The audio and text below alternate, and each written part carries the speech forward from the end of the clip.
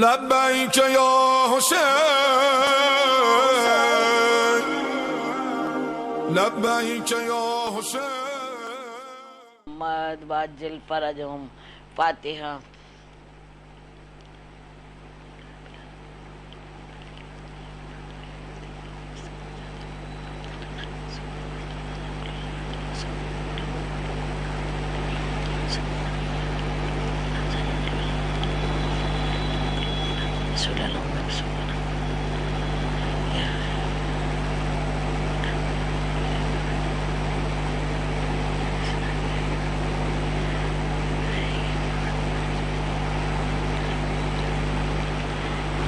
صلی اللہ نعرہ سلوات. اللہم صلی اللہ محمد وآل محمد. اعوذ باللہ من الشیطان الرجیم. بسم اللہ الرحمن الرحیم. الحمدللہ رب العالمین. الصلاۃ والسلام علی اشرف الانبیاء والمرسلین سیدنا و نبینا مولانا مولا الکونین جدنا امام المتقین. نعرہ سلوات. اللہم صلی علی محمد وآل محمد علی صاحب دعوت النبویہ وصولت الحیدریہ والعصمت الفاطمیہ والحلم الحسنیہ والشجاعت الحسینیہ والعبادت السجادیہ والمعصر الباقریہ والآثار الجعفریہ والعلوم الکاظمیہ والحجاج الرضویہ والجود التقویہ والنقاوت النقویہ والہیبت العسکریہ والغائبت الہیہ. ابو القاسم محمد. اللہم صلی علی محمد وآل محمد وعجل فرجہم. عزیزان محترم، محرم کی آج 6 تاریخ ہے اور ہم لوگ چھٹے مرحلے میں داخل ہو رہے ہیں. الحمدللہ لکھنؤ کی سرزمین سے ناز افشاں رضوی کی خطابت کے ہاتھوں سے سلام علیکم. میرا سلام قبول کیجئے اور ان سب کے لیے بہت دعائیں ہیں. وہ سارے چینلز جو یہ مجلسوں کو گھر گھر عام کر رہے ہیں اور سامعین کے لیے بھی بہت دعائیں ہیں. مولا ہماری ذاکری کو قبول کریں اور آپ کی سماعتوں کو قبول کریں. آج چھٹی محرم ہے. انشاءاللہ جو بھی عطا کریں گی وہ آپ کے سامنے ہے، لیکن دل چاہ رہا ہے کہ ایک اس شعر سے میں شروع کروں اپنی بات کو. یہ تو سب جان رہے ہیں کہ قرآن مجید اور اہل بیت علیہ السلام پر تذکرہ ہم لوگوں کا پہلی تاریخ سے ماشاءاللہ مسلسل جاری اور ساری ہے. تو ایک شعر یاد آ رہا ہے کہ تاروں نے ابھی آنکھ نہ کھولی تھی علی تھا. تاروں نے ابھی آنکھ نہ کھولی تھی علی تھا، اور امن کا پیغام تھا نہ ہولی تھی علی تھا. امن کا پیغام تھا نہ ہولی تھی علی تھا. نعرہ سلوات. اللہم صلی علی محمد وآل محمد وعجل فرجہم. نہ داتا تھا نہ جھولی تھی علی تھا. نہ داتا تھا نہ جھولی تھی علی تھا. ظاہر سی بات ہے علی تب بھی تھے اور علی اب بھی ہیں، کیونکہ حضور پاک صلی اللہ علیہ وسلم نے ارشاد فرمایا. کل ہمارے آپ کے درمیان جو گفتگو ہوئی تھی کہ اول ما خلق النوری اور انا و علی من نوری واحد، میں اور علی ایک ہی نور کے 2 جز ہیں. اور پروردگار عالم کی جو کتاب ہے وہ قلب نبی پر نازل ہوئی اور قلب نبی سے کردار آل محمد میں ڈھل گئی. تو یہ وارث قرآن ہیں، یہ وارث قرآن ہے. بات ہماری آپ کی یہ ہو رہی تھی کہ روحوں کو پاک کرنا ہے، ہماری اپنے کو ہم اپنے عمل بھی سدھارنا ہے، اعمال صحیح رکھنا ہے، تبھی ہماری بقا ہے. دنیا اور آخرت، دین اور دنیا اگر ہمیں بنانا ہے تو ان کتاب اور اہل بیت علیہم السلام سے متمسک رہنا ہی پڑے گا. یہ ایک تھیوری ہے اور ایک پریکٹیکل ہے. اگر ان کی زندگی کو ہم دیکھ کے چلیں گے تو انشاءاللہ زندگی کی بڑی سے بڑی پریشانیاں، مشکلیں سب آسان ہوتی چلی جائیں گی. مگر وہی اپنے وعدے کے مطابق جو میں نے بتایا ہے مسلسل ایک تسبیح کے بارے میں کہ کون سی نماز کے بعد کون سی تسبیح پڑھیں اور اس سے کیا فائدہ ہے، تو حضور پاک صلی اللہ علیہ وسلم نے ارشاد فرمایا اللہم صلی علی محمد و آل محمد، کہ جو شخص بھی عصر کی نماز کے بعد ایک تسبیح یعنی کہ 100 مرتبہ استغفار پڑھے گا، استغفر اللہ ربی واتوب الیہ، ویسے تو سب چلتے پھرتے پڑھتے ہی رہتے ہیں، مگر پھر وہی کہ اگر معرفت کے ساتھ کوئی کام کیا جاتا ہے تو اس میں وزن پیدا ہو جاتا ہے.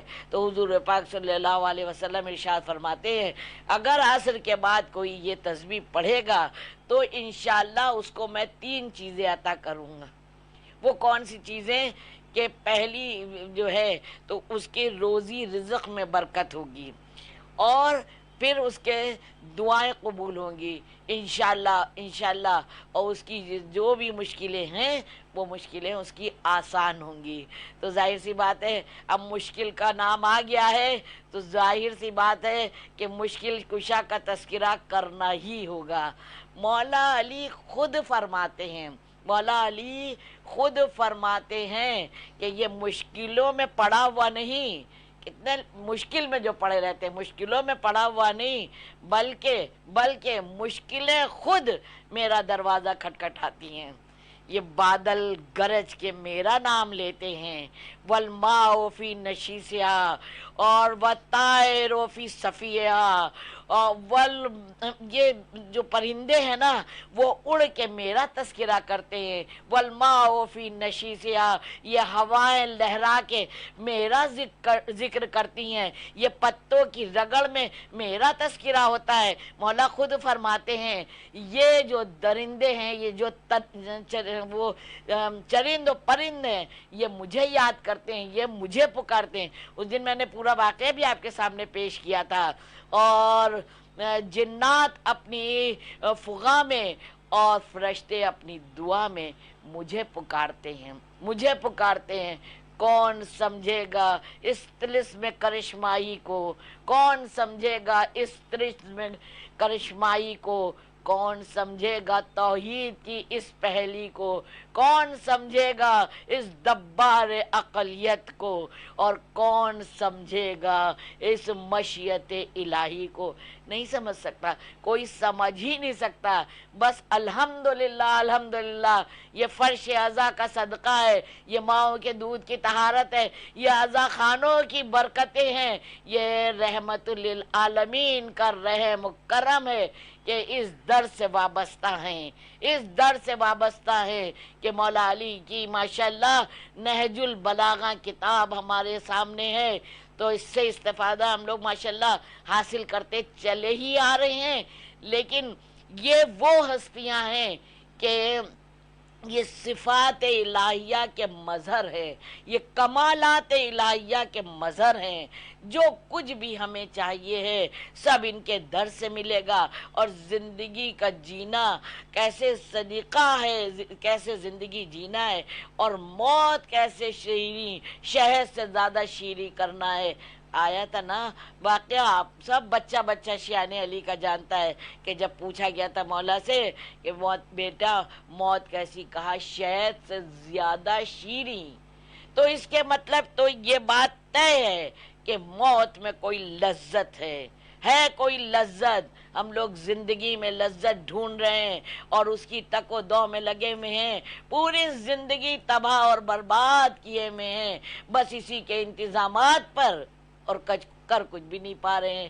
اگر معاشرے میں وہ چند ماشاءاللہ جو کامیاب ہیں، ان کی بات میں نہیں کہہ رہی ہوں، جو اکثریت جو معاشرہ جیسا کرا رہا ہے، درد سے چلا رہا ہے، تکلیف سے پریشانی سے جی رہا ہے، جو کچھ معاشرے میں ہے، اسی دنیا میں آپ ہیں، اسی میں ہم ہیں، آپ بھی دیکھ رہے ہیں، ہم بھی دیکھ رہے ہیں۔ تو اگر یہ سب تکلیفوں سے دور رہنا ہے تو در اہل بیت سے وابستگی حاصل کرنا ہوگی اور مولا علی کے علم سے استفادہ کرنا ہوگا۔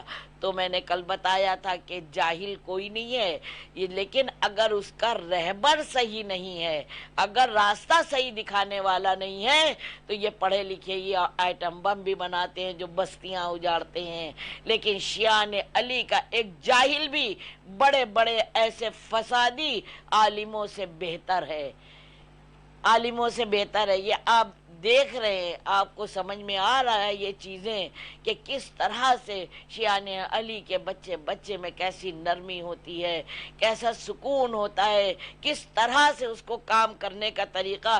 الحمدللہ یہ پوری کائنات میں جو فرش عزا بچھا ہوا ہے، مولا سے دعا ہے میری کہ پروردگار عالم اپنے رحم و کرم کے سائے میں ان سب کو رکھے جس نے اپنے گھروں میں عزا خانے سجائے ہیں، یا جو بھی نوحہ خان، سوز خان، مرثیہ خان انتظام کار ہیں پوری کائنات میں، ان سب کو مولا کی ضمانت میں دیا۔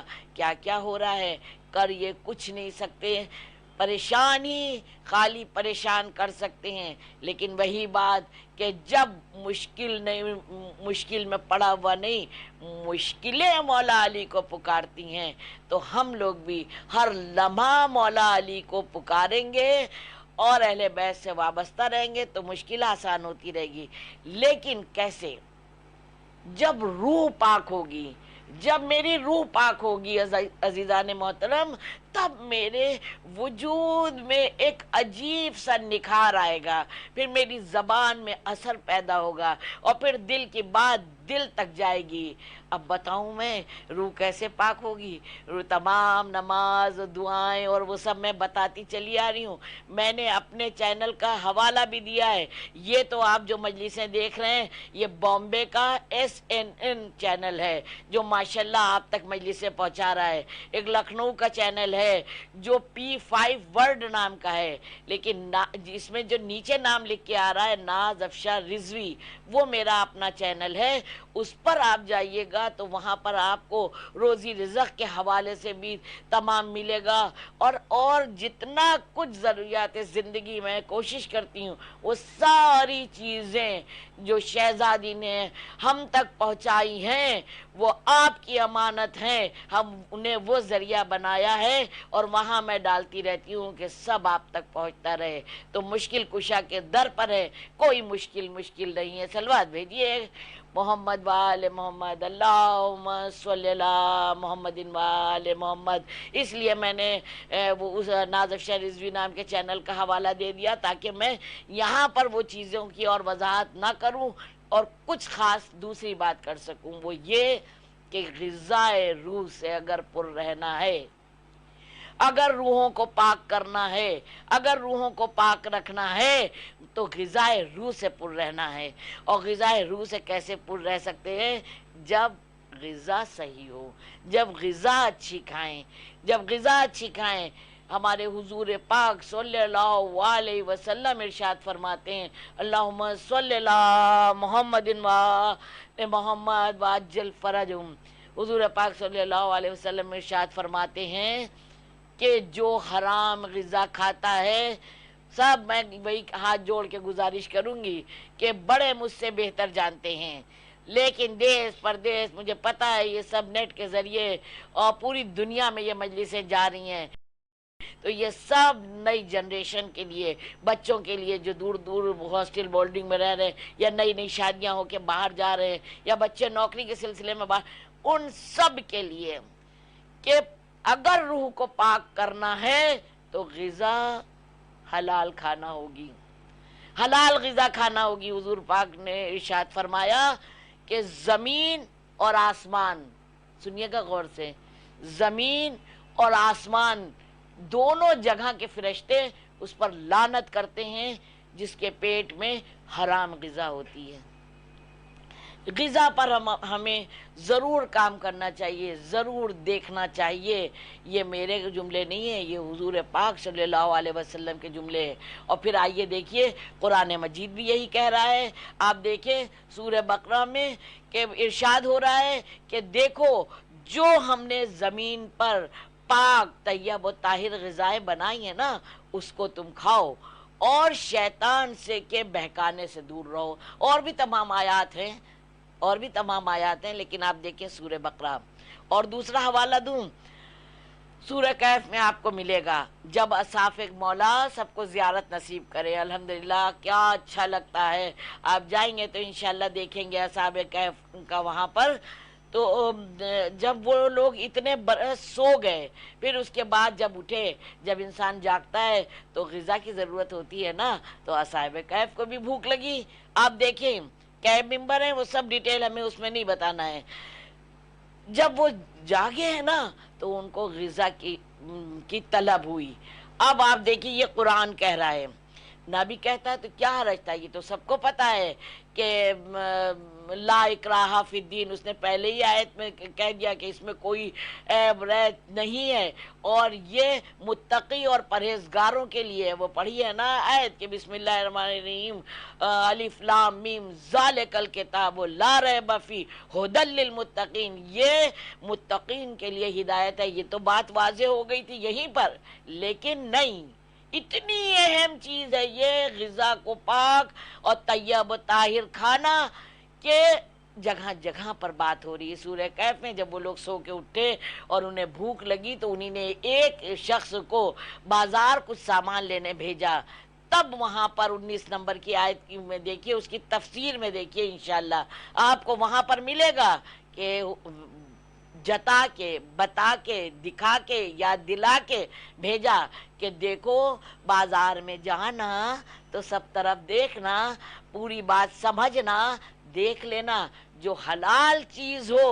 آج کل ہم لوگ بس ڈبے پر اگر حرام چیز کو بھی حلال لکھ دیا، ہم نے لیا کھایا، کیونکہ اتنی لذت برانڈ تو کھولے بیٹھے ہیں، فائدے تو ان کے ہو رہے ہیں، روح ہم لوگوں کی گندی ہو رہی ہے، جنریشن ہم لوگوں کی خراب ہو رہی ہے، وہاں برانڈ خوب۔ آپ دیکھیے کہ جس کو اس وقت سب سے آگے ہونا چاہیے وہ سب سے پیچھے ہوتا چلا جا رہا ہے، اور جو سب سے پیچھے تھے وہ سب سے آگے ہوتے چلے جا رہے ہیں۔ کیوں؟ انہی نے ہمارے ذہنوں پر قبضہ کر لیا، ہمارے دلوں پر قبضہ کر لیا، یہاں جسموں پر قبضہ کر لیا۔ وداؤٹ سلیپ بک رہے ہیں، بڑے بڑے گلے بک رہے ہیں، ایسے فینسی چیزیں بک رہی ہیں، ایسے کہ انسان گھر میں روکے تھامے بھی بڑوں کے بچے نہیں رک پا رہے ہیں۔ یہ کرنا ہے، یہ کرنا ہے، اچھا بھائی جتنے سختی کر کے روک پائے روک لیا، جو نہیں روک پائے آپ سوچئے کتنا بڑا نقصان ہو رہا ہے۔ غیروں میں بھی بچیاں جا رہی ہیں، نفع نقصان، اچھے برے، صحیح غلط، بلیک اینڈ وائٹ، کچھ پتہ ہی نہیں لگ رہا ہے۔ جب والدین کا ادب گھر میں ہوگا، جب والدین کی فرما برداری ہوگی، والدین تو کسی کا بچوں کو خراب کرنا، برا کرنا نہیں چاہیں گے، لیکن بچے دلار میں جب بچپنا ہوتا ہے اتنا دلار کیا جاتا ہے کہ جب وہ سن بلوغ پر پہنچتے ہیں تو خود اپنی آزاد سوچ کے ساتھ پہنچتے ہیں، پھر آپ کی کوئی ویلو وقت نہیں ہوتی ہے، آپ کوئی چیز نہیں ہے، آپ بات نہیں کر سکتے، آپ کی سن نہیں سکتے وہ، کیونکہ ہم نے ان کو ایسا بنا دیا ہے کہ ہمیشہ تو ہم ان کی سنتے چلے آئے۔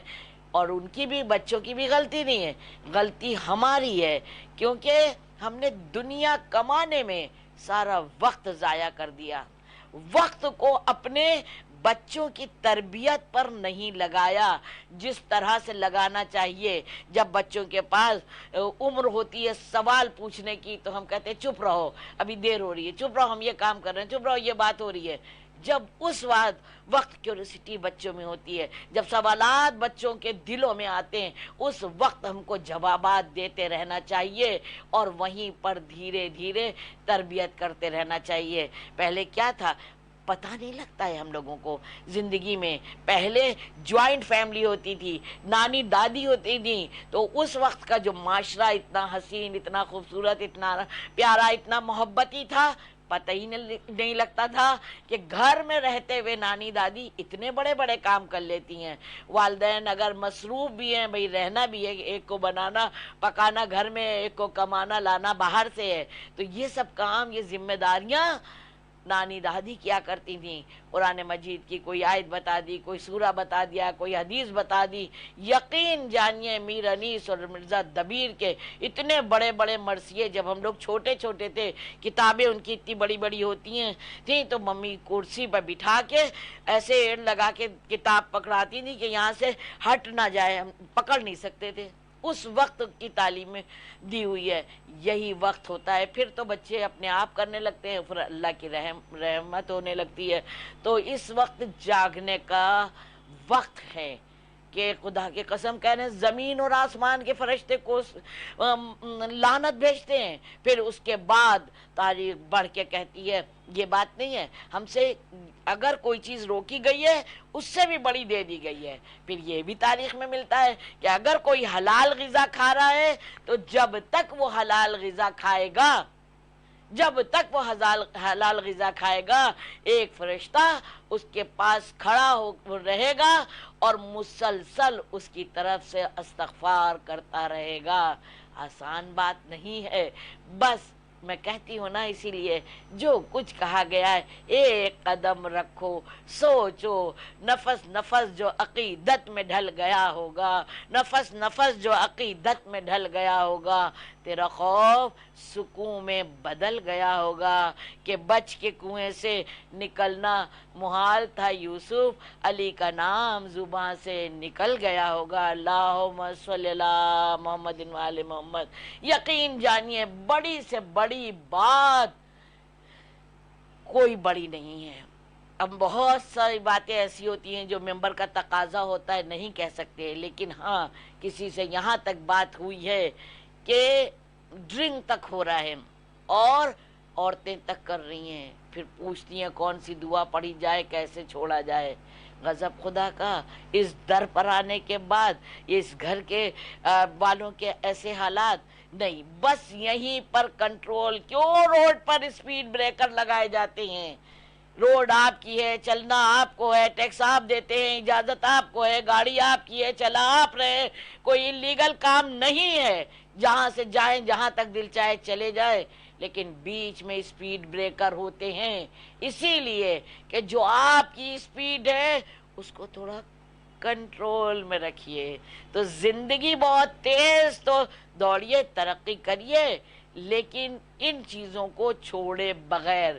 کہتے ہیں کہ پتہ ہے جب حرام غذا کھائی جاتی ہے نا تو اس سے حسد ہوتی ہے, جلن ہوتا ہے, اس سے تمام برائیاں, میں سارے نام بھی اگر لینا شروع کر دوں گی تو کافی وقت ضائع ہو جائے گا. تمام برائیاں پڑھیے یہ چیپٹر کھول کے, اتنی برائیاں سب سے حرام غذا سے اثر پذیری روح میں آ جاتی ہے.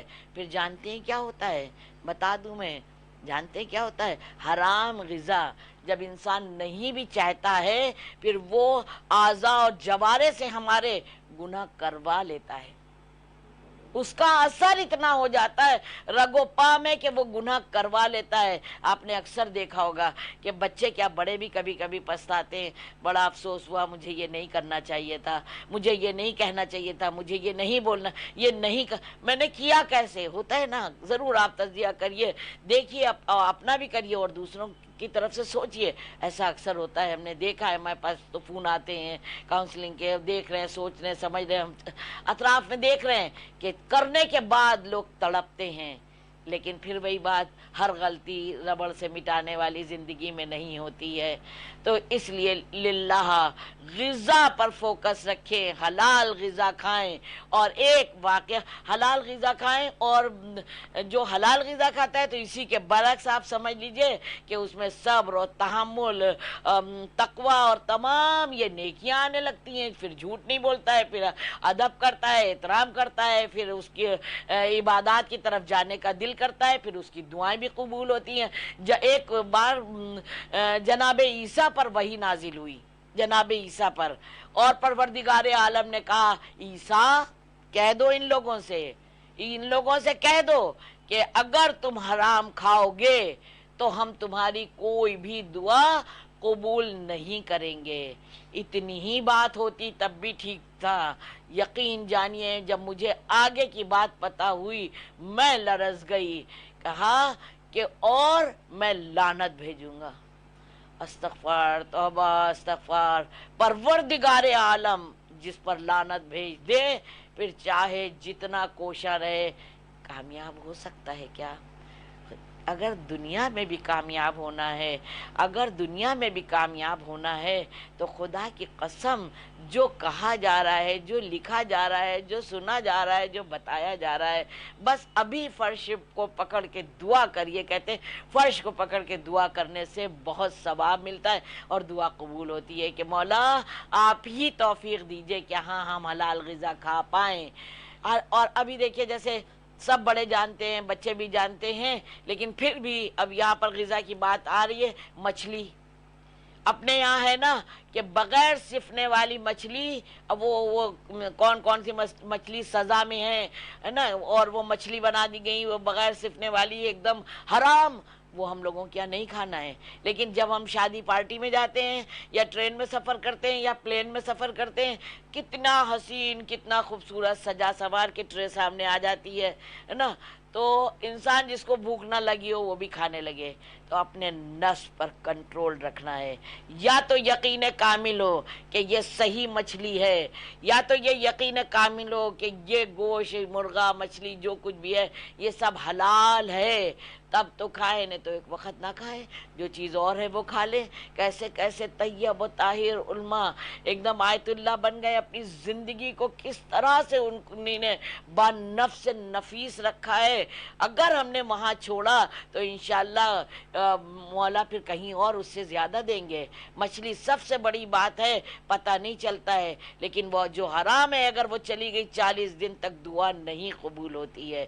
حرام تو ایک جان رہے ہیں آپ جو یہاں سے نہیں کہہ سکتے، ایک چیزیں تو وہ حرام ہوتی ہیں، لیکن ایک ارننگ جو ہم کما رہے ہیں، اگر 1 درہم بھی 1 روپیہ بھی 1 پیسہ بھی حرام لا رہے ہیں، اس سے غذائی وہ خلا ملا سارا ہو گیا تو سب گیا ایمان، سب ایمان گیا۔ تو اس لیے اپنے تجزیہ کریں، خمس وقت سے دے جو اور اس کو ذمہ داری سے سہم امام سہم سادات ضرورت مندوں کو جگہ پر پہنچائیں انشاءاللہ، یا کوئی اچھا وسیلہ ڈھونڈیں اگر ہمارے پاس وقت نہیں ہے یا جو بھی یہ کام اچھے سے کر سکتا ہے، خمس دے۔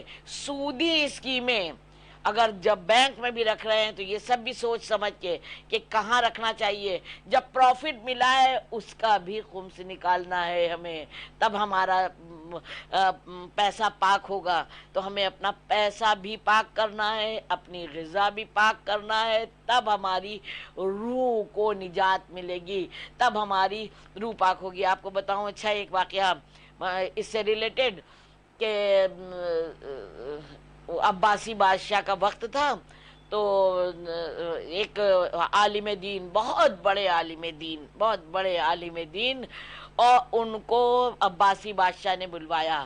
پہلے تو یہ گھبرائے کہ نہیں مجھے میری کیا ضرورت ہے، میں واقعے کو پورا شارٹ کر کے بس خاص لائن آپ کے حوالے کہ غرض کہ ان کو جا نہیں پڑا۔ جب عباسی بادشاہ کے پاس یہ پہنچے تو اس نے کہا کہ 3 باتوں میں سے تمہیں ایک بات تو ضرور ماننا ہی پڑے گی، جو میری پہلے کی بات تھی کہ کیسا لوگ گمراہ کرتے ہیں اور کوشاں رہتے ہیں، کتنا الرٹ رہنا ہے ہم لوگوں کو۔ کہا کہ یہ عالم تھے، مولانا تھے، تو انہیں اچھا تو نہیں لگ رہا تھا، لیکن سنا کہ کیا باتیں، کہا سنیے گا، غور سے سنیے گا، اور سب لوگ آپس میں ایک دوسرے کو یہ چیزیں للہ سنائیے۔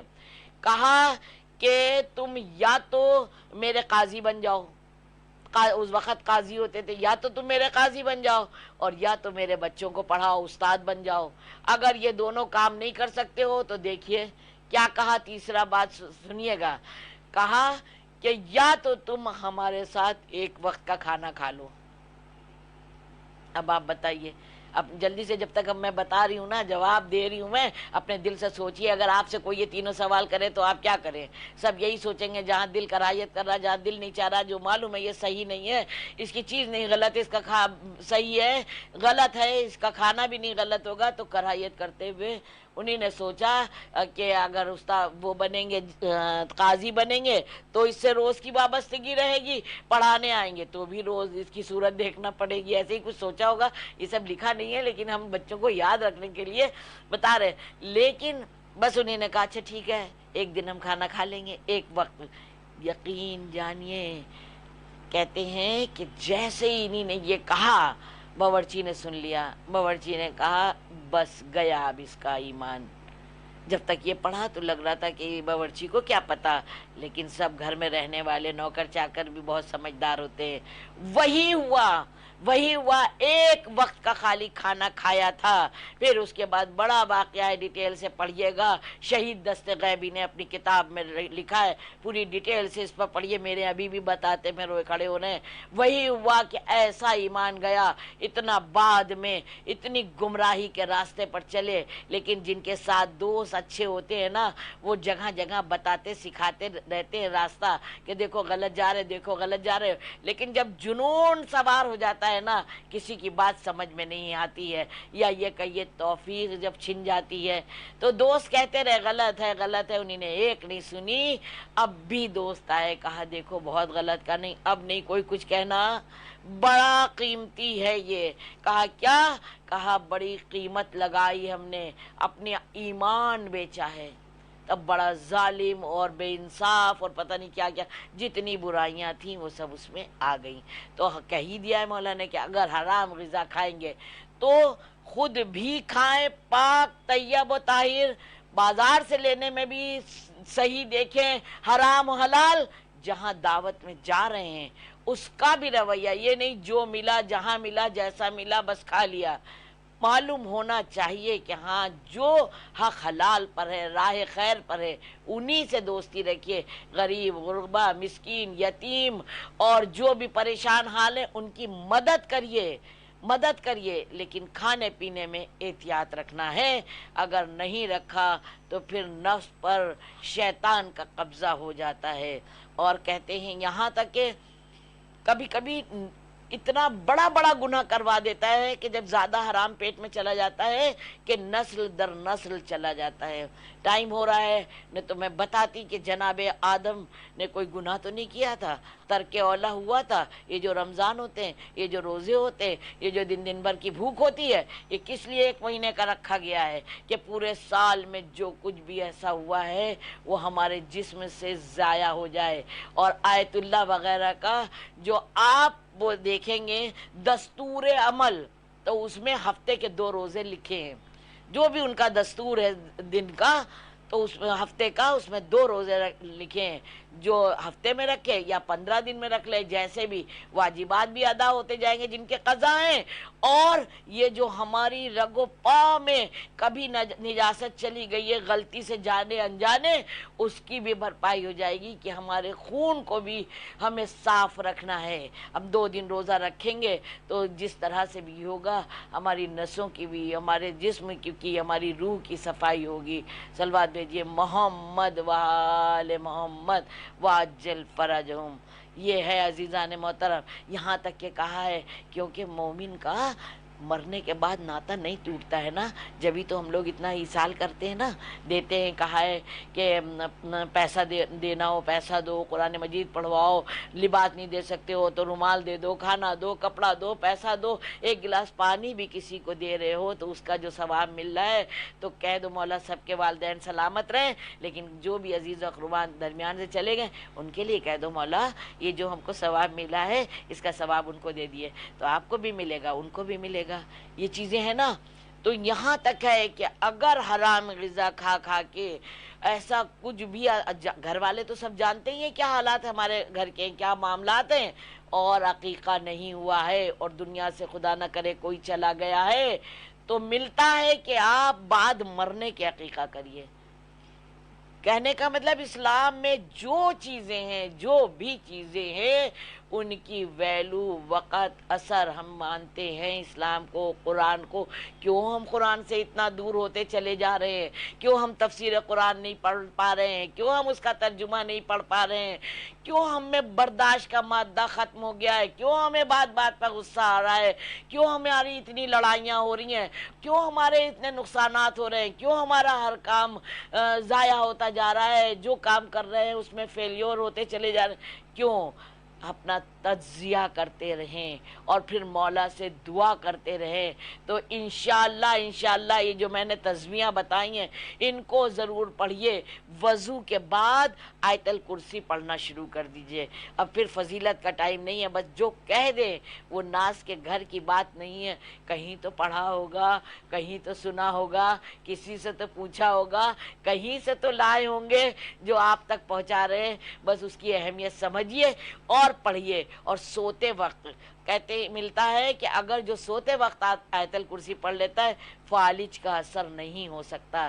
میں کوشش کروں گی جیسے غذا پر بات ہوئی ہے ایسے ہی دوا پر بھی بات ہو جائے، کیا کیا چیزوں پر جب کھولتی ہوں کتابیں، نوٹس، لگتا ہے میں کیا کیا آپ کے سامنے آپ کی خدمت میں پیش کروں جو بچے زیادہ سے زیادہ اس سے فیض اٹھا سکیں۔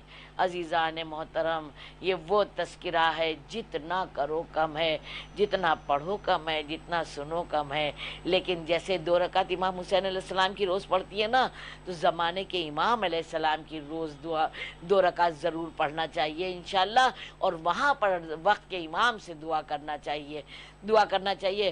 وہ میرے چینل پر دیکھ لیے گا 15 تاریخ کی، ابھی یاد آیا، 15 تاریخ کی ایک بہت خاص نظر ہے جو لوگ کروا رہے ہیں ماشاءاللہ، وہ بہت فیض اٹھا رہے ہیں۔ 15 تاریخ کی ایک خاص نظر ہے وہ، کیونکہ 10 کو 9 تک یہ مجلسیں ہوں گی تو میں شاید پھر وہ نہ بتا پاؤں، اس لیے آپ وہ مناظ افشاں رضوی نام کے چینل پر دیکھ لیے گا 15 تاریخ کی وہ نظر۔ خالی یہ اس میں نہیں، ہر مہینے سال بھر میں 15 تاریخ پر وہ نظر کروائیے۔ زیارت عاشورہ کو پورے سال ترک نہیں کریے، اور نماز شب ہو سکا تو کسی مجلس میں انشاءاللہ تھوڑا موضوع میں نماز شب کے بارے میں بتاؤں گی کہ جو ڈاؤٹس ہیں، جو مطلب گھبراہٹ ہے بچوں کو نہیں پڑھ پا رہے ہیں، یا شارٹ کر کے جو بھی، حالانکہ وہاں پر پڑھا ہے میرا نماز شب کا شارٹ، لیکن کوشش کروں گی یہاں بھی بتاؤں۔ تو یہ چیزیں ترک نہیں کریے۔ اور میں نے بتایا تھا پہلے بھی، پھر بتا دے رہی ہوں کہ زری کے نیچے ایک روٹی 9 کی شب کو ضرور رکھ دیجیے گا، اور آقا حسین علیہ السلام سے کہیے گا کہ ضامن ہیں آپ میری روزی رزق کے۔ میری دعا ہے کہ کوئی روزی رزق کے لیے پریشان نہ ہو، انشاءاللہ مولا سب کو اتنا روزی عطا کریں، حج و زیارت کو بلوائیں۔ اے بی بی ہم سب آپ کو پرسہ دینے آئے ہیں۔ یہ محرم کی آج 6 تاریخ ہے، افسوس ہے کہ ہم لوگ کوئی خدمت نہیں کر پائے۔ بی بی توفیق عطا فرمائیے کہ ہم لوگ صحیح طرح سے صحیح عمل اور اعمال کر سکے۔ اے بی بی آخری سانس تک ہمارا ایمان ڈگمگانے نہ پائے۔ اے بی بی دعا ہے کہ ہم کو، ہمارے نفس کو ایک لمحہ بھی ہمارے حوالے نہ کریے گا۔ بی بی آقا حسین علیہ السلام کا واسطہ ہے، سب مومن آپ کو بہت چاہتے ہیں، اور سب کربلا والوں کے لیے جان دینے کو تیار ہیں۔ اے بی بی پوری کائنات کے مومن مومنہ کو آپ کی ضمانت میں دیا، دعا دیجئے کہ آج میں مصائب پڑھ سکوں، میرا خود کلیجہ ہلا ہے۔ آج آقا حسین کے کلی الجوار علی اکبر کے حال کے مصائب پڑھنا ہے۔ کیا پڑھوں میں پڑھوں کیا؟ نام اکبر ہی ایسا ہے کہ کلی الجوانی سن کے دشمن تک رو دیتے ہیں۔ عزیزان محترم، ایسے نازوں کے پلے کہتے شبیہ مصطفیٰ تھے جناب علی اکبر۔ مدینے کوئی شخص آیا، کہا نہ حضور سے ملاقات کروا دیجئے، پتہ لگا حضور پر کا پردے میں جا چکے تھے، کہا نہیں ہے۔ اب وہ اس قدر زار زار رویا، پھر لے کے گئے اور جناب علی اکبر سے ملاقات کروا دی۔ آقا حسین علیہ السلام بھی، گھر والے بھی جب نبی کی زیارت کرنا ہوتی تھی جناب علی اکبر علیہ السلام کو دیکھتے تھے۔ ہاں زاداران محترم، ارے وہ گھر لیلا اور پورا گھر آپ دیکھیے، شہزادی فاطمۃ الزہرا صلوات اللہ علیہا کا ایک دوپہر میں پورا گھر اجڑ گیا۔ کس لیے؟ ایمان کی مضبوطی رکھتے ہوئے اسلام کی دفاع اور بقا کے لیے پوری کربلا ہو گئی۔ آزاداران محترم، وہ وقت بھی آیا جب صبح نمودار ہونے والی تھی۔ آقا حسین نے کہا اے اکبر، ارے بیٹا اذان دو۔ جناب علی اکبر تشریف لائے، اللہ اکبر جیسے ہی آواز بلند ہوئی خیمے میں ایک شور برپا ہو گیا۔ پھر وہ وقت بھی آیا جب اجازت مانگی۔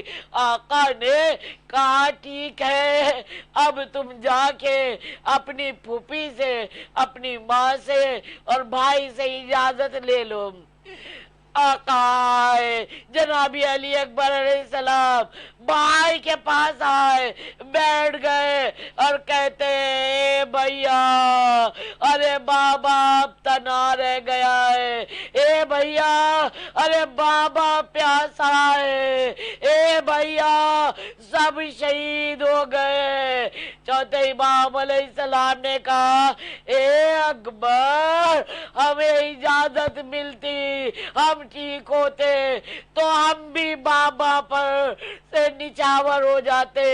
کہا پھر اس کے بعد وہ شہزادی زینب صلوات اللہ علیہا کے پاس اجازت لینے گئے، پھر اپنی وہاں مادر گرامی کے پاس۔ اب مادر گرامی خاموش ہے، صاف صاف کچھ کہہ نہیں پا رہی ہے، دھیرے دھیرے دبے الفاظوں میں اے اکبر ذرا سا تصور کریے، مولا سب کے کڑیل جوان اچھے رہے، سب کے بچے کڑیل جوان اچھے رہے، سب کے کڑیل جوان بھائی اچھے رہے، سب کو مولا کی ضمانت میں دیا، مگر ذرا تصور کریے جس کا کڑیل جوان بیٹا ہو وہ بھی ایسا حسین جمیل جو دشمنوں کی نگاہوں میں اتنا حسین، وہ ماں کی نگاہوں میں کتنا حسین ہوگا۔ مدبے الفاظوں میں کہا اے اکبر بیٹا، تمہارے بغیر جی نہیں پاؤ گی۔ بس یہ کہنا تھا۔ جناب علی اکبر علیہ السلام سمجھ گئے کہ بڑا مشکل مرحلہ ہے۔ کہا اے مادر گرامی، آپ یہ بتائیے کل اگر کیا بتاؤں میں کربلا میں کیا کیا رشتہ، بہن و بھائی کا کیا رشتہ رہا اور ماں اور بیٹے کا کیا رشتہ رہا، اب دیکھیے ساس و بہو کا کیا رشتہ بتا رہا ہے، جو ساس ہے نہیں۔ کہا اے مادر گرامی، کل جب میری دادی سے ملاقات ہوگی تو اگر انہی نے سوال کر لیا ارے میرا لال شہید ہو گیا اور تم نے اپنے اکبر کو بچا لیا، تب کیا کہو؟ بس کہا کہ بس بھیا بیٹا، ارے میں سمجھ گئے، جاؤ خدا حافظ۔ شہزادی زینب کا کیسے تذکرہ کرے، ان کا تو بہت کچھ خرچ ہوا، یاد ہے نا؟ ابھی اس دن مصائب میں نے پڑھے تھے نا، اپنے دونوں بچے جناب علی اکبر سے وار دیے تھے کہ شاید اکبر بچ جائے، شاید اکبر بچ جائے۔ اور بچپن سے جب امامہ باندھا جاتا تھا، اتنے دلارے، اتنے پیارے، اتنے سب کے چاہنے والے تھے، کبھی بہن باندھتی تھی، کبھی کوئی۔ آقا حسین علیہ السلام کہتے میرا بھی دل تھا کہ کبھی میں بھی باندھوں، آج وہ دن آیا بھی، آئے افسوس، ارے کب آیا، کہا بابا آپ ماں باندھیے، آزاداران ماں، خدا کسی باپ کو یہ دن نہ دکھائے۔ جناب علی اکبر گھٹنے کے بل بیٹھ گئے اور آقا حسین علیہ السلام نے امامے کو باندھنا شروع کیا۔ میری طرف دیکھیے گا، امامہ باندھنے لگے اور کہتے اِنَّا لِلَّهِ وَإِنَّا إِلَيْهِ رَاجِعُونَ، اِنَّا لِلَّهِ وَإِنَّا إِلَيْهِ رَاجِعُونَ۔ بیویوں میں کورام برپا ہو گیا، ایک کورام برپا ہو گیا۔ روایت بتاتی ہے یہ واحد وہ شہادت تھی کہ پتھروں سے ماتم کیا ہے، پتھروں سے ماتم کیا ہے۔ جب آقا کو حمید کہتے ہیں یہ پردہ بار بار خیمہ کا کیوں اٹھتا گرتا ہے؟ آقا حسین نے کہا تمہیں نہیں پتا؟ کہا نہیں۔ کہا جب اکبر باہر نکلنا چاہتے ہیں تب کوئی بیوی آ کے گلے لگا لیتی ہے، اے بھیا کوئی اپنا رشتہ کچھ بتا، سب گلے لگاتے۔ ایسے علی اکبر گھر سے نکلے، بڑے گھر سے کبھی زندہ جنازہ نکلتے دیکھا ہے؟ اکبر وہ شہادت ہے، زندہ جنازہ گھر سے باہر گیا ہے، اور جب گھوڑے پر سوار ہو کے جب چلے ہیں مقتل کی طرف، خدا کسی باپ کو یہ دن نہ دکھائے۔ آقا حسین نے کہا اے بیٹا، جی بابا۔ کہا جا تو رہے ہو مگر جب تک نظر آتا رہے یا یہ تو مڑ کے دکھاتے رہنا اپنا چہرہ۔ وہی ہوا، جناب علی اکبر سوار ہوئے اور مقتل کی طرف جانے لگے۔ آقا حسین علیہ السلام بھی پیچھے۔ اب جو آٹ لگی، مڑ کے دیکھا، پتہ ہے خدا کرے میں پڑھ سکوں، روایت بتاتی ہے کہ جناب علی اکبر کے پیچھے آقا حسین علیہ السلام ایسے چلے، کبھی گرتے تھے، کبھی اٹھتے تھے، کبھی گرتے تھے، اٹھتے اٹھتے بعد میں اس کی بھی سکار ارے نہیں رہ گئی۔ پھر آقا کونی کے بل جیسے بچہ چلتا ہے کہ اے اکبر ہمیں دکھائی نہیں دے رہا۔ پھر جناب علی اکبر نے جنگ کی، میں ساری بات چھوڑتی ہوں، ساری شہادت، ساری جنگ چھوڑتی ہوں۔ مولا اگر جس کو رونا نہ آ رہا ہو وہ آقا حسین علیہ السلام سے جناب علی اکبر کی قسم دلائیے اور دعا کریے، یہ اتنے قیمتی آنسو ہے، کہیں ایسا نہ ہو روز محشر سب کے پاس کچھ نہ کچھ ہو، آنسوؤں کی سوغات، اور آپ خالی ہاتھ کھڑے ہو۔ عزیزان محترم، جب وہ زین سے زمین پر آقا سب نے آقا کو بلایا تھا، واحد جناب علی اکبر علیہ السلام تھے۔ انہیں شاید معلوم تھا انہیں کہ صبح سے لاشوں پر لاشیں میرا بوڑھا باپ اٹھا رہا ہے، تو نہیں کہا کہ بابا خبر لیجئے۔ بابا جب پہنچے کہا بابا جب آقا پہنچے تو دیکھا جناب علی اکبر ایڑیاں رگڑ رہے تھے، ایک سینے پر رکھا تھا. آقا کہا بیٹا یہ, کہا بابا. ارے سینے پر برچی کی ہڈی دسی ہوئی ہے. آقا نے ایک ہاتھ سینے پر رکھا